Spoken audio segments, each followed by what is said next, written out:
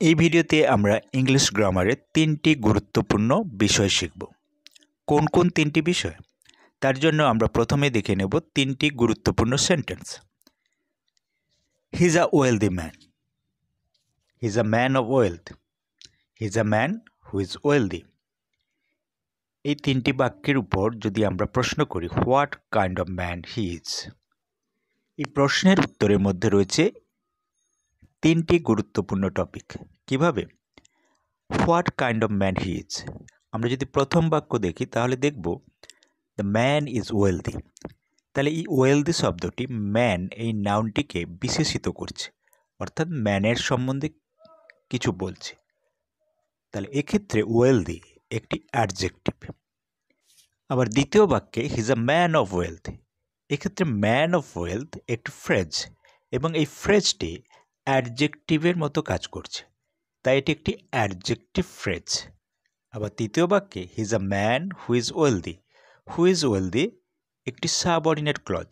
বাক্যে এই সাবক্লজটির ব্যবহার অ্যাডজেক্টিভের মতো, কারণ এটি ম্যান এই নাউনটিকে বিশেষিত করছে, তাই হু ইজ ওয়েলদি একটি অ্যাডজেক্টিভ ক্লজ। তাহলে বোঝাই গেল আমাদের আলোচনার তিনটি গুরুত্বপূর্ণ বিষয় কি কি: অ্যাডজেক্টিভ, অ্যাডজেক্টিভ ফ্রেজ এবং অ্যাডজেক্টিভ ক্লজ। তাহলে শুরু করা যাক। Adjective, he is a fat man. How is the man, মানুষটি কীরকম? এক কথায় বলতে পারি ফ্যাট। তাহলে he is a fat man, তাহলে এক্ষেত্রে ফ্যাট একটি adjective. What is adjective? Adjective is a word that describes a noun or pronoun. Adjective এমন একটি ওয়ার্ড যেটি নাউন বা প্রোনাউনকে ডেসক্রাইব করে বা বর্ণনা করে। এখানে আমরা অনেকগুলো নাউন দেখতে পাচ্ছি: ট্রি, বয়, ফ্রগ, টি শার্ট, অ্যানিমেল প্রভৃতি। এই নাউনগুলোকে যেসব শব্দ দিয়ে বর্ণনা করা যায় সেগুলি হলো অ্যাডজেক্টিভ। যেমন tall tree, timid boy, green frog, colourful T shirt, dangerous animal.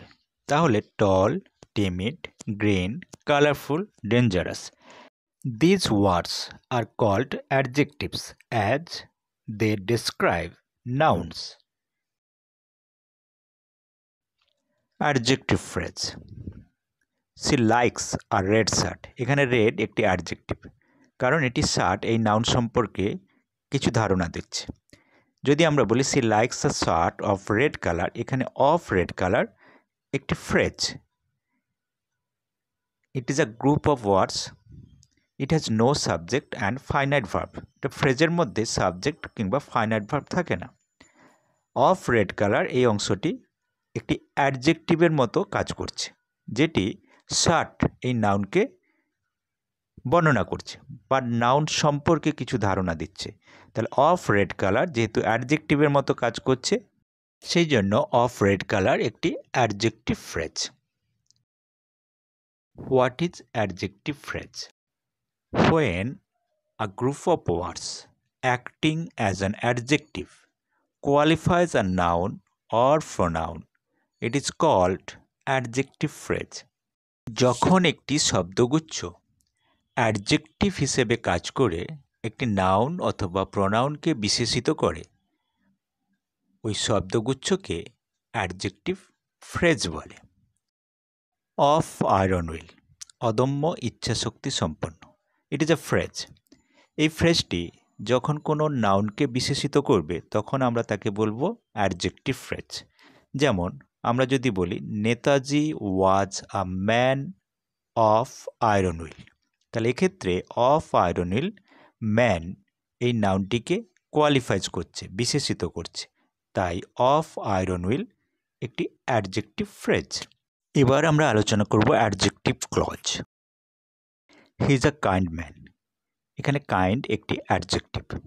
আবার যদি বলি he is a man with kind nature, এক্ষেত্রে উইথ কাইন্ড নেচার একটি ফ্রেজ যেটি ম্যান এই নাউনকে কোয়ালিফাইজ করছে। এবার আসি আসল আলোচনায়। Adjective clause, he is a man who is kind in nature, এক্ষেত্রে who is kind in nature একটি adjective clause. It is a clause as it is a part of a sentence containing a subject and a finite verb. যেহেতু এটি একটি বাক্যের অংশ, এর মধ্যে subject এবং ফাইনাইট ভার্ব আছে, এটি একটি clause.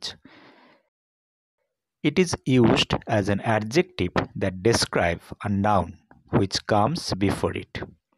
Therefore, it is called adjective clause. এই অংশটি অ্যাডজেক্টিভের মতো তার পূর্ববর্তী নাউন অর্থাৎ ম্যানকে ডেসক্রাইব করছে। সেই জন্য হুইচ কাইন্ড ইন নেচার একটি অ্যাডজেক্টিভ ক্লজ। ভিডিওটি দেখার জন্য ধন্যবাদ।